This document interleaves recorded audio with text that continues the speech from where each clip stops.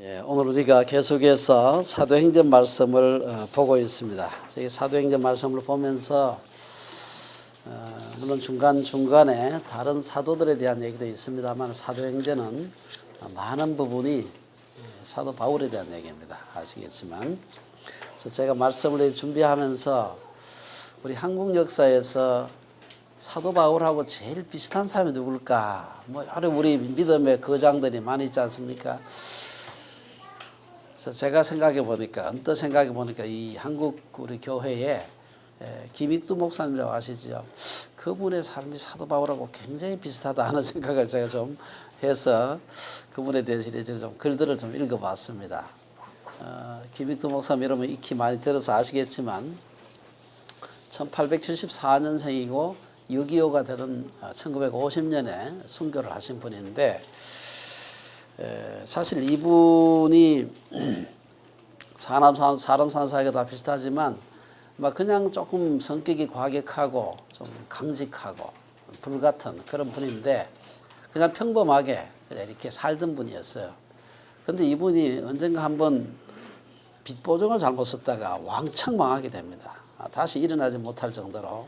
그래서 자포자기하고 그때부터 소위 술에 빠져가지고 아주 정말 폐역된 그런 삶을 살게 됩니다. 그렇게 살다가 이 사람이 스왈런이라고 하는 미국 선교사를 만나게 되는데 처음 만났을 때는 예수 믿으라고 전도지를 주니까 앞에서 코를 풀어가지고 전도지를 가지고 코를 풀어가지고 쓰레기통에 집어넣어. 그만큼 아주 성격이 아주 참 불같은 그런 사람이었는데 이분이 결국은 이 스왈런 선교사의 전도를 받고 나중에 예수를 믿게 됩니다. 그러면서 1901년에 세례를 받고 부모님하고 자기 아내와 더불어 세례를 받고 1907년에 우리 잘 아는 평양신학교를 입학하게 되고 1911년에 목사 안수를 받게 됩니다. 그 후 그가 어느 교회를 잠깐 담임을 했습니다만은 본격적으로 이 부흥운동, 부흥사로서 전국을 다니면서 당시에 일본, 시베리아까지 다니면서 전도를 하기 시작하는데 그게 1919년 우리 3.1 만세운동 난 직후부터 시작해서 세상 따라서 1950년까지 정말로 제가 그분에 대한 걸 읽어보면서 어떻게 한 사람이 이렇게 많은 설교를 할 수 있고 이렇게 많은 부흥회를 할 수 있을까? 그야말로 참 이거는 참 하나님께서 힘을 주시지 않으면 불가능하다 하는 그런 생각을 했습니다. 제가 보니까요. 1920년 6월 달에 3.1 운동 다음 해죠. 평양연합부흥회에서 당시에 제일 큰 교회가 장대현 교회당이었는데 장대현 교회당이 한꺼번에 3,000명이 들어갔대요. 제 생각에도 대단하죠. 한꺼번에 3,000명이 들어갈 수 있는 예배당이 자리가 없어가지고 사람들이 미어 터지게 모였다 하는 기록이 있고 그리고 그 같은 1920년 10월에 서울의 그 성동교회에서 모인 집회에서는 물론 연합 집회였습니다만은 10,000명 이상이 모였다. 요즘도 10,000명 모이는 건 쉽지 않습니다. 굉장히 연합 집회가 10,000명 모이기 어려운데 10,000명이나 모였다. 그분이 평생 그 인도한 부흥회, 평생 해야 1920년부터 19년부터 사실 1950년까지입니다. 그때까지 인도한 부흥회가 이 기록으로 보면 776회예요. 설교를 28,000번 했고요. 교회 신축을 150개를 교회를 신축을 했고 유치원을 120개를 지었다. 생각해 보세요. 30년 딱 30년 사셨는데 31년 사셨고 사역을 하셨는데 정말 놀랍다. 그분의 설교를 듣고 목사가 된 사람이 한 200명 정도 되는데 우리가 잘 아는 분들이 꽤 여럿 있습니다. 여러분 혹시 기억하실지 모르겠습니다만 우리나라의 최초의 신학 박사가 이 남궁혁이라는 분인데 남궁혁 외자입니다. 저 김재준 목사님 아시죠? 이분 설교 듣고 예수 믿고 목사가 됐고 너무 잘 아는 순교자 주기철 목사님도 이분 설교 듣고 신학교를 가게 됩니다. 예수를 그때 믿은 것 같지는 않아요. 그런데 이분 설교 듣고 신학교를 가서 목사가 되기로 했다고 합니다.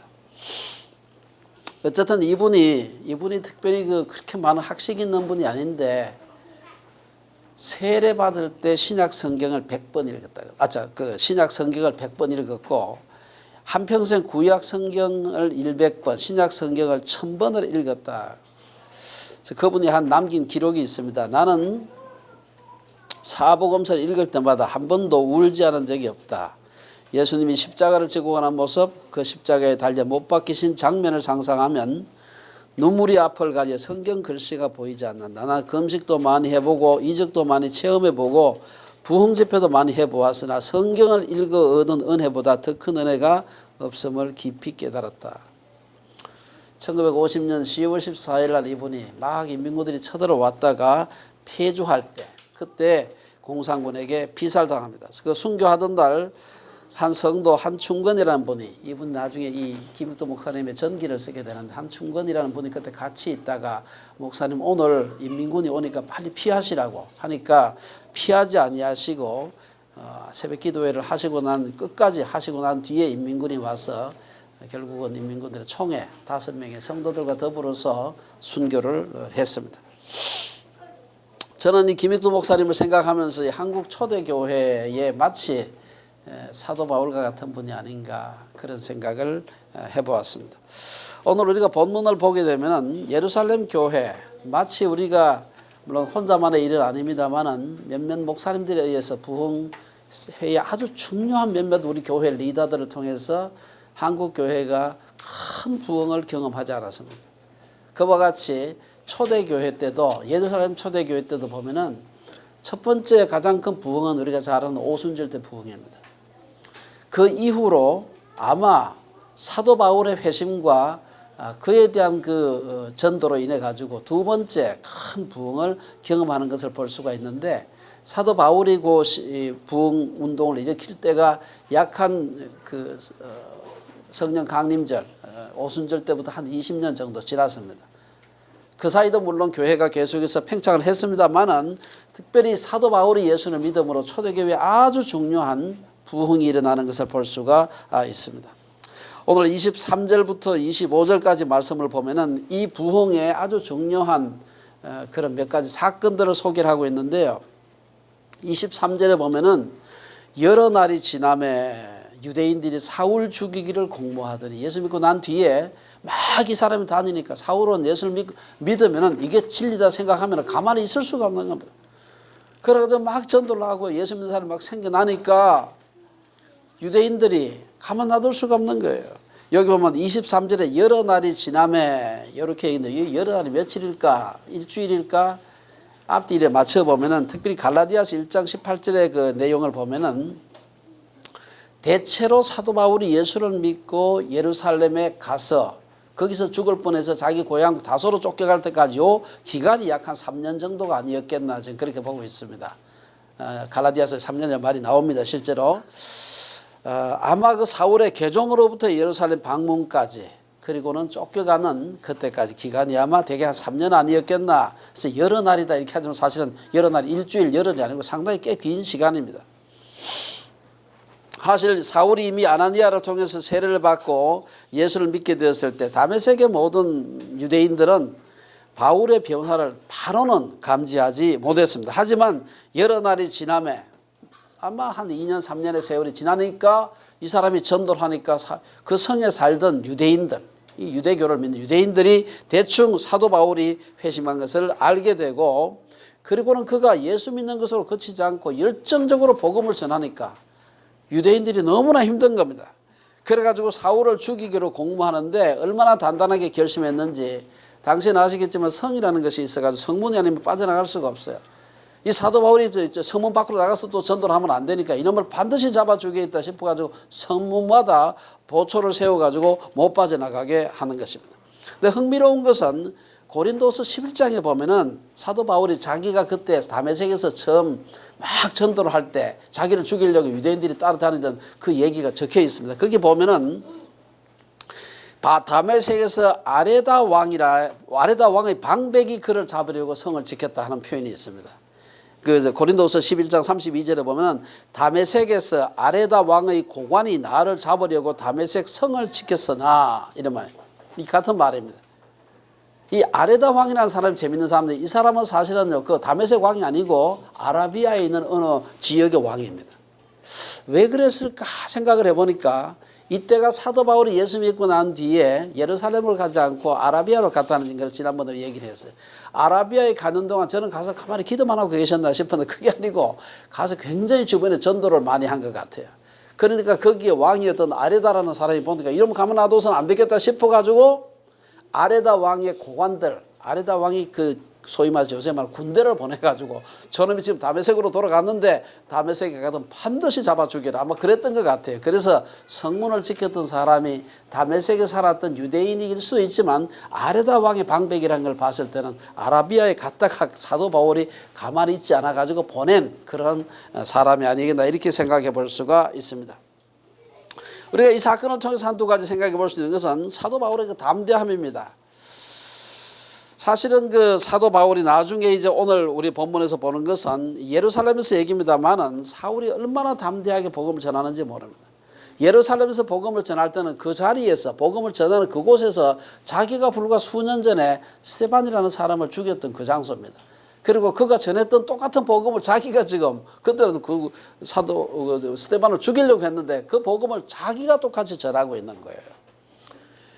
그래서 그는 지금도 자기 자신이 스데반처럼 스데반이 돌에 맞아 죽지 않습니까?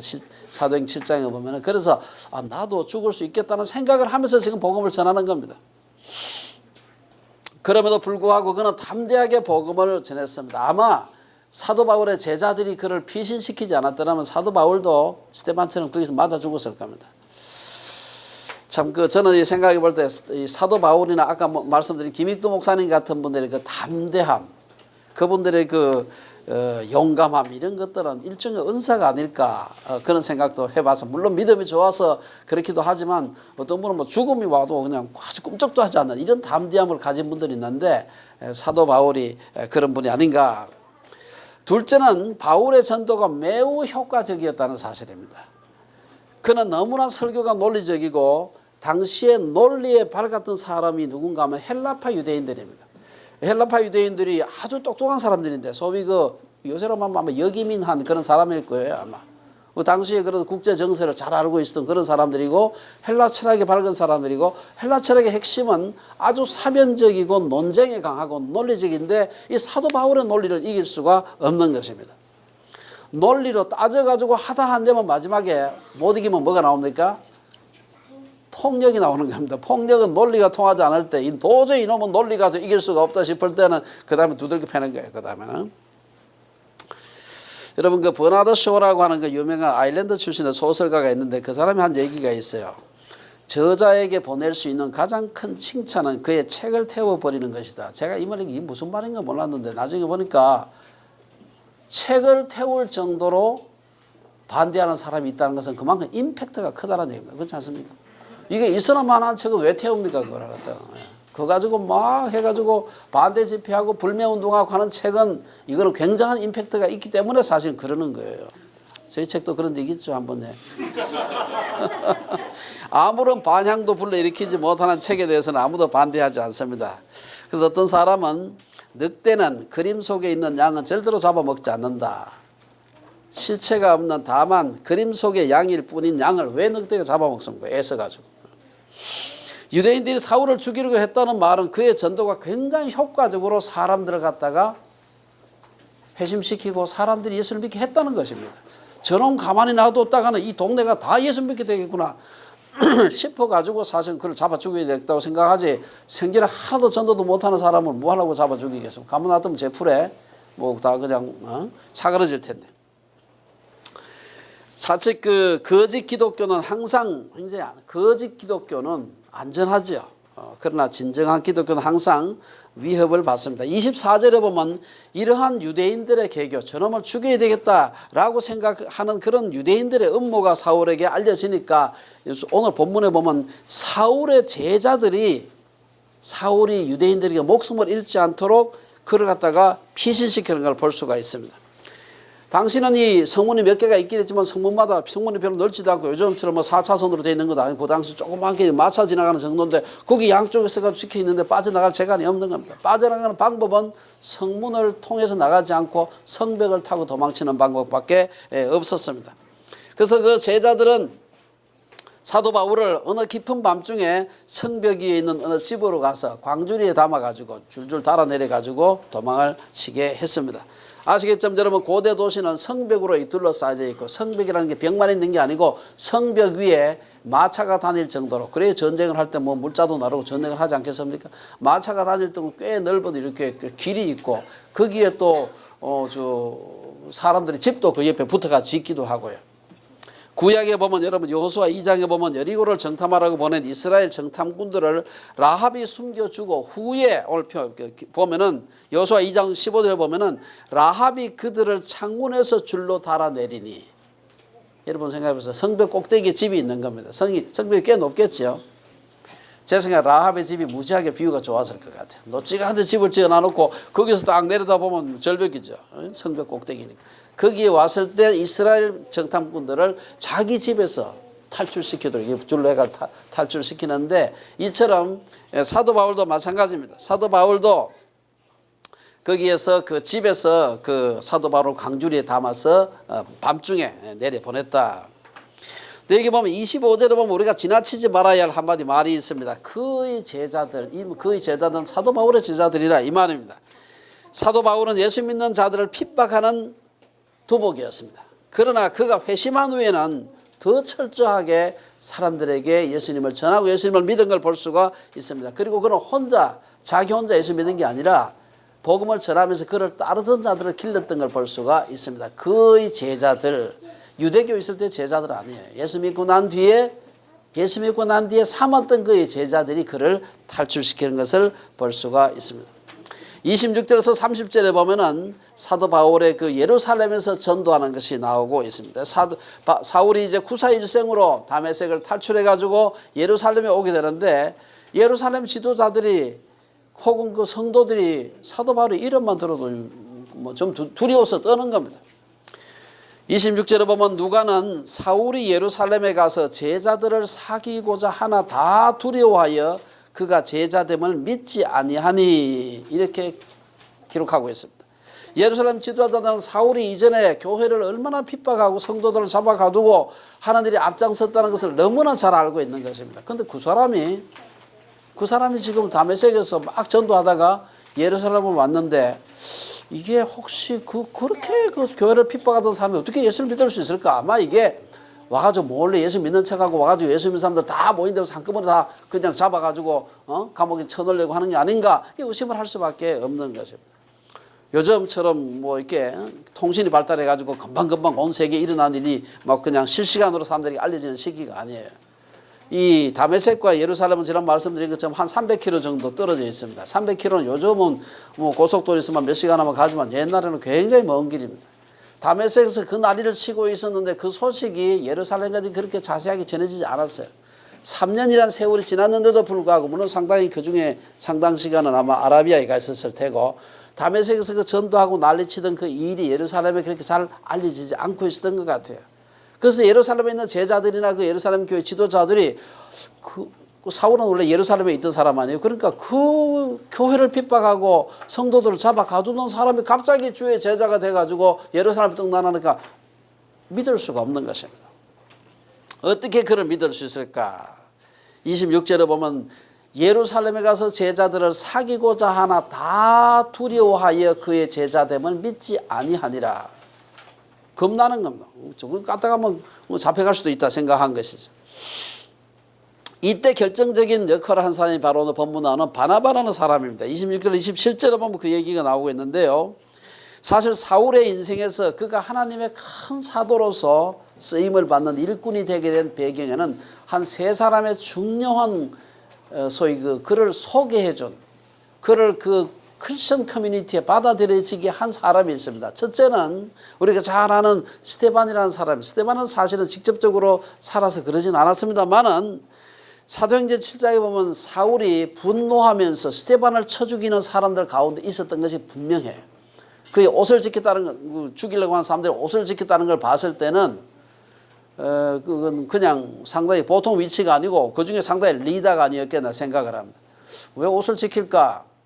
그 당시에는 옷이 통옷으로 돼 있어가지고요. 큰 돌을 가지고 사람을 쳐 죽이려면 옷이 갈거쳐가지고 이게 제대로 죽일 수가 없어요. 그래서 옷을 우통 벗고 가서 죽이는 겁니다. 근데 우통 그냥 벗어놓으면 요즘처럼 옷값이 얼마나 싸지도 않고 비싼데 안 되거든. 지키는 사람이 필요해. 이게 누가 지켰느냐? 사울이 지켰어요. 그래서 스데반을 죽이는데 앞장섰던 사람인데 성경에 나오진 않지만 아마 사도행전 7장에 보면 스데반이 길게 설교를 합니다. 그 설교를 다 들었지 않겠습니까? 이빨 부드덕 갈면서 들었겠지만 다 들었어요. 그리고는 그가 돌에 맞아 죽어가는데 그 돌에 맞아 죽어가는 돌무더기 속에서 사도행전 7장 끝에 보면은 스데반이 주여 이 죄를 그들에게 돌리지 마옵소서. 아마 이 기도를 사도 바울이 들었지 않았겠나 생각을 합니다. 아마 사도 바울이 도대체 스데반이 죽어가면서 그 자기를 미워하는 사람들을 용서해달라고 기도하는데 제가 전하는 도대체 예수가 누굴까 하는 그런 생각을 아마 했지 않았을까. 스데반은 사울의 회심에 아마 숨은 공로자가 아니었겠나. 두 번째는 우리가 지난 설교에서 살펴본 사도행전 9장 오늘 본문이 있는 그 앞쪽에 보면은 아나니아가 나옵니다. 아시겠지만 아나니아는 사도 바울을 다메섹 그 크리스찬 커뮤니티에 소개해 준 사람입니다. 하나님은 사흘 동안 보지도 못하고 먹지도 못하고 마시지도 못하는 사울을 위해서 아나니아라고 하는 다메섹의 제자를 보내어 가지고 사도 바울을, 그 당시 사도가 아니죠, 사울을 위해서 기도해 주라.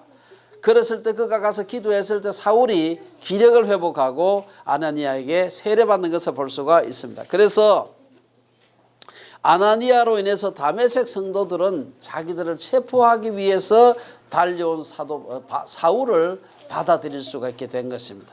아마 사울은 아나니아에게 용서하는 마음을 배우지 않았을까. 자기들 지금 죽이려고 막 잡아 죽이려고 온 사람인데 받아준 겁니다. 물론 그가 예수 믿었기 때문에 받아준 것이죠. 셋째는 오늘 본문에 나오는 바나바입니다. 아마 세 사람 중에서 이 바나바의 역할이 제 생각에는 제일 크지 않았을까 생각을 해봅니다. 이 바나바라는 사람은 원래 구브로 출신인데 지금 같으면 지중해에 가면 키프로스라는 섬이 있습니다. 그 출신입니다. 그 출신의 유대인이죠. 후에는 사울의 중요한 동력자가 되는데요. 이 사람이 원래 본명은 요셉입니다. 사도행전 4장에 보면은 바나바가 설교를 굉장히 잘했다 이런 표현이 있어요. 아무튼 말에 굉장히 유창한, 아마 헬라 문화권 속에 있으면서 이제 헬라 철학도 상당히 공부를 하지 않았을까 생각이 됩니다. 그리고 또 설교도 잘하고 다른 사람들을 굉장히 잘 위로하고 격려하는 은사가 있는 것을 보고서 바나바라고 하는 이름을 붙여주었어요. 그래서 그 뒤에 성경에서는 원래 본명인 요셉은 거의 등장하지 않고 바나바라는 이름만 등장합니다. 어쨌든 그 바나바라는 말 뜻 자체는 위로의 아들이다 뭐 그런 뜻입니다. 사도행전 4장에 보면 이 바나바는 자신의 소유를 팔아 교회에 헌금한 얘기도 나오고요. 그 뒤에 따라 하다가 죽은 아나니아 삽비라는 그 뒤에 나오는 얘기입니다. 헌금도 하고 후에는 사울의 동역자가 되어서 전도 여행을 같이 다니기도 합니다. 그래서 이런 기록들을 보면 바나바가 사울을 소개할 때 이미 바나바는 그 예루살렘 교회의 리더십에 있었던 것 같아요. 그리고 리더십들에게 신뢰를 받고 아주 그 중요한 영향을 미칠 수 있는 그런 사람이었던 것으로 보이는 것입니다. 우리가 세상 사람들은 무대 중앙에서 화려한 이 스포트라이트를 받는 것을 좋아합니다. 그래서 자신에 대한 스포트라이트가 다른 사람에게 자기보다 후발주자가 왔을 때 쏙 옮겨가게 되면 대부분의 경우에 시기하고 질투하고 그러진 않더라도 기분이 되게 나쁜 겁니다. 원래 저거 내한테 와야 되는데. 근데 사실은 이 바나바는 그렇지 않은 것을 볼 수가 있습니다. 이 사람은 자기에게 이렇게 있던 그 스포트라이트가 사실은 이 사도 바울에게 옮겨갔을 때 전혀 그렇지 않은 걸 볼 수가 있습니다. 예루살렘 교회의 모든 사람들이 사울을 피하고 두려워할 때 바나바는 사울의 손을 잡고 그의 보증인이 되어주었습니다. 이 사람 잘못하면 내가 책임질게. 이래가지고 그를 소개해 주는 걸 볼 수가 있습니다. 사도 바울이 예루살렘 교회로부터 인정받지 못하고 냉대받고 있을 때 바나바가 어떻게 그를 예루살렘 교회에 소개했는지 그 내용이 오늘 본문에 나와 있습니다. 바나바가 데리고 사도들에게 가서 그가 길에서 어떤 길입니까? 다메섹에 예루살렘 예수 믿는 사람 잡아 죽이려고 가던 그 길에서 어떻게 주를 보았는지와 주께서 그에게 말씀하신 일과 다메섹에서 그가 어떻게 예수의 이름으로 담대히 말하였는지를 전하니라. 이렇게 자세히 설명을 해서 사울이 그 예루살렘 교회에 받아들이게 되었습니다. 이 사울을 스파이나 핍박자로 의심했을 때 사도들이 바나바는 그가 그렇지 않다. 그는 진실하고 진정한 그리스도의 제자다라고 소개를 했고, 이러한 바나바로부터 아마 사울은 바나바에게 넓은 마음을 배우지 않았을까, 그런 생각을 해봅니다. 후에 바나바는 안디옥 교회 사역자로 부름을 받았을 때에도 나중에 함께 가서 안디옥 교회, 수리아 안디옥에 가가지고 함께 교회를 돕습니다. 그리고 거기서부터 전도 여행의 파송을 함께 받는 걸 볼 수가 있는데요. 보니까 사울은, 바나바도 상당히 똑똑한 사람인데 바울은 보니까 자기하고는 비교할 수 없이 그릇이 큰 사람이에요. 그래서 이 사람을 설득해서 자기와 함께 안디옥에 가서 교회를 섬기게 하고 나중에 그와 함께 더불어서 그를 따라서 바나바가 전도 여행을 가는 걸 볼 수가 있습니다. 세상 사람들은 바나바보다 사울의 이름을 더 기억하죠. 오늘날 바나바보다는 사울이 훨씬 유명하죠. 그렇지만 하나님은 바울의 능력을 보고 시기하지 않고 도리어 하나님 앞에 크게 쓰임받을 수 있도록 그를 소개했던 바나바, 그의 사역도 동일하게 칭찬하실 것이 분명합니다. 바울과 같은 은사를 가진 사람은 바울과 같이 하나님을 섬기고, 바나바와 같은 은사를 가진 사람은 바나바와 같이 하나님을 섬기는 사람이 될 수가 있는 것입니다. 우리가 아는 베드로도 사실 얼마나 유명합니까? 그러나 베드로는 안드레가 전도한 사람. 물론 다 예수님이 제자들이긴 했지만 제자들 12사람 중에서요, 뭐 말이 다 어떻게 한다 그러지 사실 예수님의 제자들 중에서 유명한 사람은 5사람도 안 됩니다. 나머지는 거의 이름이 안 나옵니다. 그냥 소개할 때 베드로, 안드레, 야고보, 요한 한 12명 나오죠. 그 외에는 이름이 거의 안 나오는 사람이 절반 이상입니다. 베드로는 아주 12제자 중에 수제자 아니에요. 이 사람이 안드레의 전도 때문에 예수님을 믿게 된 걸 볼 수가 있습니다. 마찬가지입니다. 28절에서 30절 보면 사도 바울이 예루살렘에 가가지고 전도를 하는데 누구한테 하느냐? 헬라인들한테 전도하는 걸 볼 수가 있습니다. 복음을 담대히 전하게 되는데 27절에 보면은 사도 바울이 담대히 말했다. 숨김없이 자유롭게 복음을 전했다. 이 사실을 이제 예루살렘 교회 지도자들에게 소개하는 것입니다. 그러고는 28절에 보면 사울이 제자들과 함께 있어요. 이제 예루살렘 교회에 받아들여진 것이에요. 그러니까 제자들과 함께 있어, 이 제자는 예루살렘에 있는 제자들입니다. 예루살렘에 출입했다. 공동체에 받아들여졌다는 것을 의미하는 것입니다. 28절 말씀을 직역하면 사울이 그들과 함께 예루살렘을 드나들었다, 이렇게도 번역할 수가 있습니다. 성도들로부터 경계받거나 혹은 배척당하지 않았다는 얘기죠. 29절을 보면은 사울은 헬라파 유대인들과 함께 말하며 변론하였다. 사실 스데반도 이전에 헬라파 유대인들이 모인 회당에서 복음을 전하다가 순교를 당했습니다. 스데반이라는 이름 자체가 그게 헬라 이름입니다. 그게. 그래서 이 사람 아마 이 스데반도 헬라 문화에 상당한 영향을, 당시에 소위 말해서 똑똑하고 꼭 그 여기민한 사람 아니라도, 헬라 문화권에 있다가 예루살렘 돌아온 사람 아니라도 당시 아주 똑똑한 사람들은 사실은 요즘 같으면 영어, 한국에 있으면 영어를 잘한다 그러면 이 상당히 똑똑한 사람 아니에요. 마찬가지입니다. 헬라파 유대인들이 모인 회당에서 복음을 전하다가 순교했는데 바로 사도 바울도 헬라파 유대인에 해당하는 겁니다. 원래 다소라고 하는 헬라 문화권 속에 있다가 예루살렘에서 조기해갖고 온 사람 아니에요. 그렇기 때문에 헬라파 유대인입니다. 이 사람들에게 복음을 전하는데요, 놀랍게도 스데반이 설교하다가 순교한 그 똑같은 자리에서 바로 자기가 똑같은 내용으로 전도를 하는 것입니다. 사울은 헬라파 유대인들이 모인 회당에서 담대하게 복음을 전했다. 아마 당시에는 회당이 여기저기 있는데 헬라파 유대인들이 많이 모이는 사람들이 따로 있었던 것 같아요. 여기저기 좀 많이 모인. 왜냐하면 유대에만 있었던 소위 우물한 개구리들하고 있으면 조금 격이 안 맞는다 생각했기 때문에 아마 헬라파 유대인 그도 좀 똑똑하게 외국 물을 좀 먹은 사람은 아마 자기들끼리 좀 많이 같이 모였던 것 같아요. 거기 가서 복음을 전했는 것입니다. 이로 인해서 헬라파 유대인들은 사울을 죽이려고 했습니다. 보면 사도행전 9장 16절에 보면 사울이 회심할 때 예수님께서 하늘에서 소리가 있어가지고 이 사울이 복음을 위해 많은 고난을 당할 것이라고 예언했어요. 예수님이 친히 말씀하신 거예요. 이것이 여기서부터 이제 이루어지는 것입니다. 이 헬라파 유대인들은요, 아까 말씀드린 대로 아무래도 해외에 살다가 귀국한 사람들이고 헬라 문화의 영향을 많이 받았는데, 헬라 문화가 뭐냐? 헬라 철학의 영향을 많이 받았다는 것입니다. 헬라 철학에서 우리가 성경에 보면은 헬라에 대한 헬라 철학에 대한 얘기가 가끔 나오는데 보면은 대표적인 헬라의 그 철학자들은 에피큐로스, 스토아 철학자 이런 사람들입니다. 사도행전 17장에 보면은 바울이 아테네에 가서 지금 아테네에 가가지고 복음 전하는 얘기가 나오는데 거기 뭐 이런 얘기가 나와요.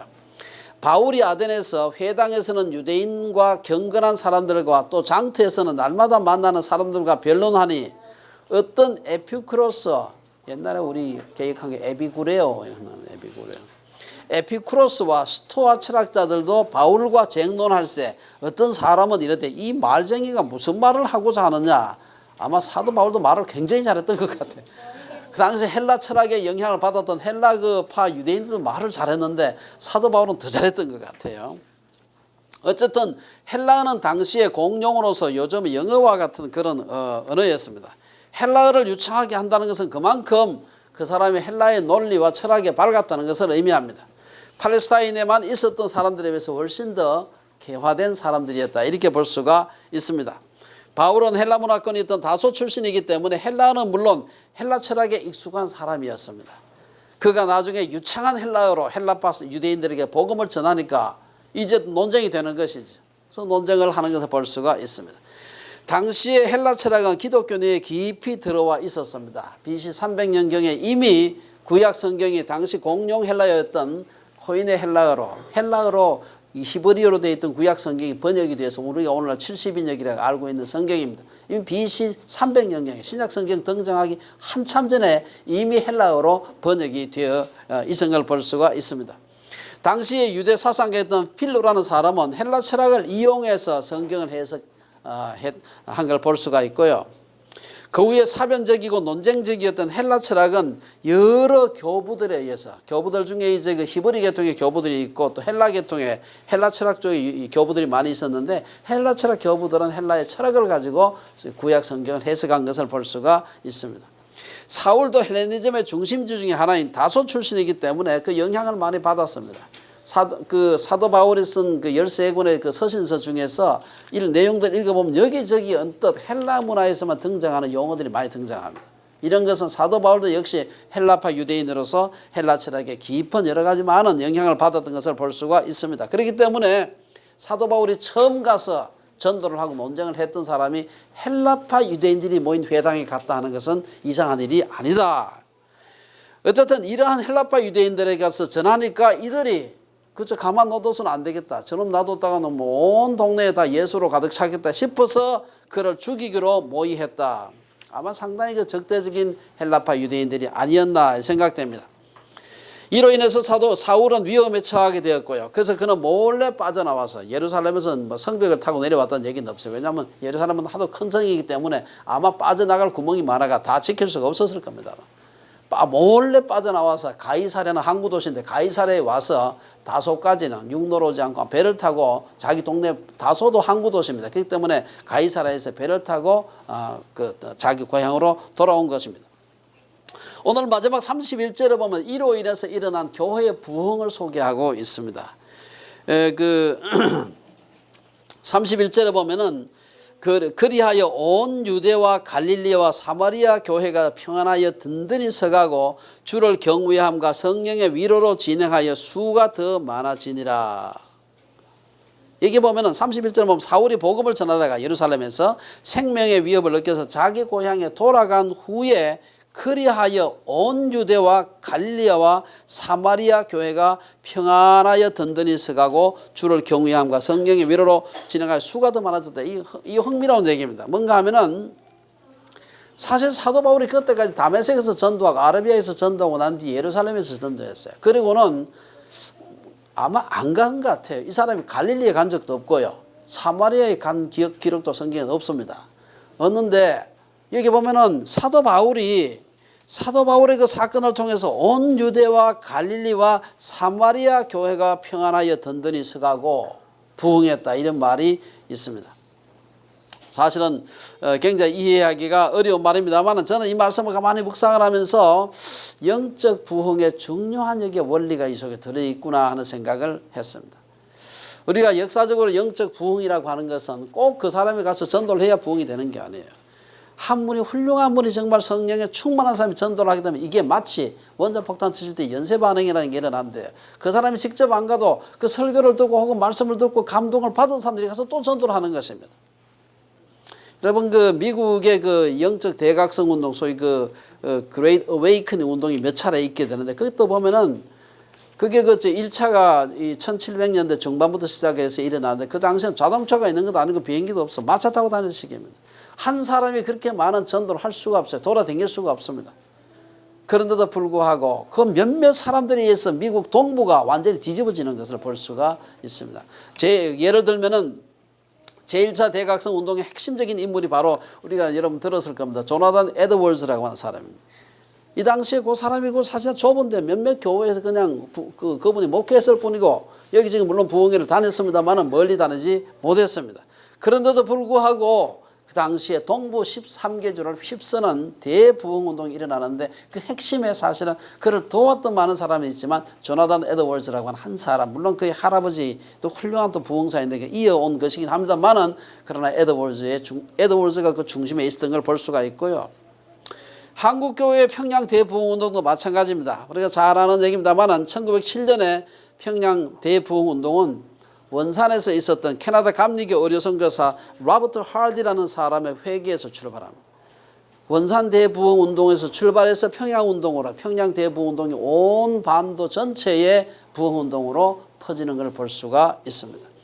이 부흥 운동을 통해서 한국 교회는 당시 일어나고 있었던 영국 웨일즈와 인도에서 일어난 영적 각성 운동보다도 훨씬 더 강력한 성령의 역사를 한국 교회가 경험하게 되고 오늘 한국 교회의 부흥은 사실은 1907년 그 평양 대부흥 운동에 기초하고 있다 이렇게 얘기를 해도 지나치지가 않습니다. 평양 대부흥 운동을 두고서 미국 장로교 선교사였던 조지 맥큐니는 이런 기록을 남기고 있습니다. 우리가 웨일즈 인도에서 일어난 부흥운동에 대하여 읽었지만 이번 장대현 교회의 성령의 역사는 우리가 지금까지 읽었던 어떤 것도 능가할 것입니다. 이렇게 보고를 하고 있습니다. 이를 통해서 한국 기독교는 장로교 감리교 막론하고 경건주의적 복음주의의 그 체질을 기초를 갖게 된 걸 볼 수가 있습니다. 오늘 본문에서 든든히 서간다. 예루살렘 교회뿐 아니라 유대, 갈릴리, 사마리아 이 모든 교회가 든든히 서갔다. 이 든든히 서간다는 말은 원래 건축하는 사람들이 쓰는 용어입니다.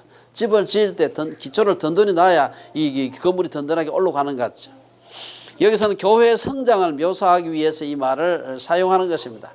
다른 곳에서도 사도 바울은 교회가 성장하고 교회가 만들어지는 것을 이 건축하는 데 비유한 경우가 여러 차례 있습니다.